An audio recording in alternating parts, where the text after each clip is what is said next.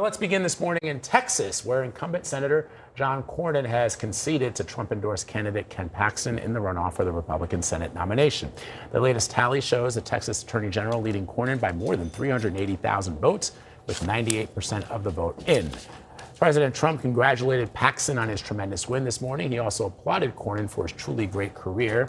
The president said he would rally with Paxton ahead of the midterms.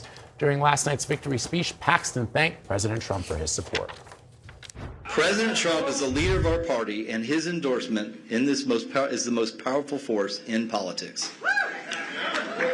And I'm honored to have his support, and I look forward to working with him in the Senate to deliver for Texas. Immediately following Paxton's projected win, Texas Senate Democratic nominee James Talarico released a campaign video attacking him. The most corrupt politician in America just became the Republican nominee for the United States Senate. Let's get straight to CBS News political director Fin Gómez. Fin, Paxton was expected to win. We knew that. But was he expected to win by this much? What does that number tell us?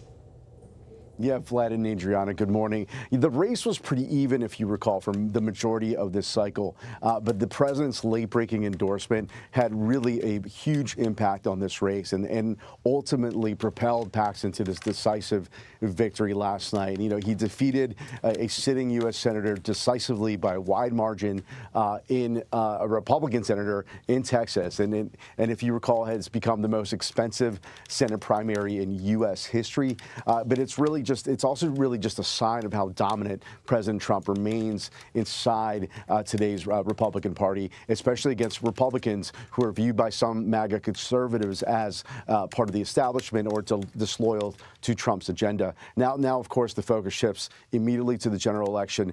Democrats that I spoke to believe Paxton's political baggage and polarizing image will make this race much more competitive. They feel they have a real shot, more so than a typical Senate contest. And Talarico's team is trying to pull off some of those disaffected Cornyn primary voters. But Republicans that we spoke to argue that Texas is still very red and are moving to unify him, including Senator Cornyn. Take a listen.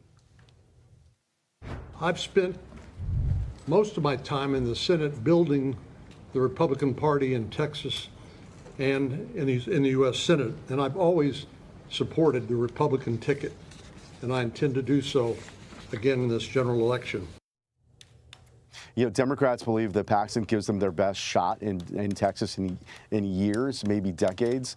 Republicans are betting the Trump coalition in Texas can hold, and they're trying to paint Talarico as too liberal for ruby red Texas. But keep an eye, guys, on Latino voters. Latinos make up about 40% of Texas and are a crucial swing vote, one that could ultimately decide this election.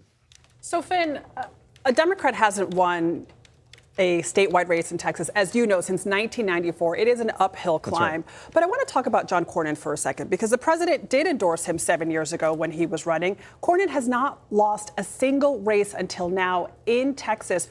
What happened that made the president move away from him?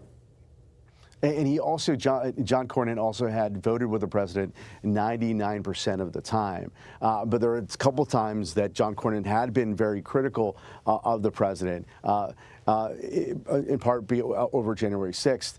Also, he was late to endorse him during the 2024 cycle, and the president and his allies have a long memory. And this is part of the so-called revenge tour of this midterm cycle, where the president has directed some of his political targeting towards those fellow Republicans that we've seen. We saw it in Louisiana with Senator Cassidy. We saw it with Thomas Massie in Kentucky, and now, of course, with John Cornyn in Texas. So, Fin, you know, a lot of think pieces about how President Trump's grip on the Republican Party is incredibly strong. But if in the end, the candidates that he endorses are not able to win general elections or not able to win statewide, then what's the point? And maybe it's a short-sighted revenge tour, because we'll see what happens in Texas, right? This is going to be incredibly difficult for Talarico, although we should note that, and you can correct me if I'm wrong, Finny, that he is doing better, polling better than Beto O'Rourke was polling against Ted Cruz 6 years ago or however many years ago, and a lot of people thought Beto had a chance. Yeah, no, you're absolutely right. And he's raised a ton of money. Yes, a lot of outside money outside of Texas, but there are a lot of small dollar donors. He's also done well with Latino voters. Again, over 50% of Latino voters voted for President Trump in 2024. We've seen him swing back. And so that can be a real factor here. But the thing is, Democrats tell me, like, because of the baggage, and because they feel that they really have a climate and the historic winds behind their back, that they can do better than ever in Texas, especially than previous cycles. All right, Fin Gómez, thank you so much. Yeah. Did you say Talarico is polling better than the polling Paxton suggests right now? no, polling better. Yeah, polling better against Paxton than Beto was polling against Senator Ted Cruz.